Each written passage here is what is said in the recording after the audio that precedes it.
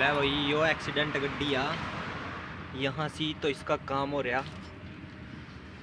अगली जोन सी कमानियाँ दोनों हो ली थी यार। इसका जो एक्सल है बीच में टायर वाला यो भी ख़त्म हो लिया था, तो अब इसका काम चल रहा है भाई।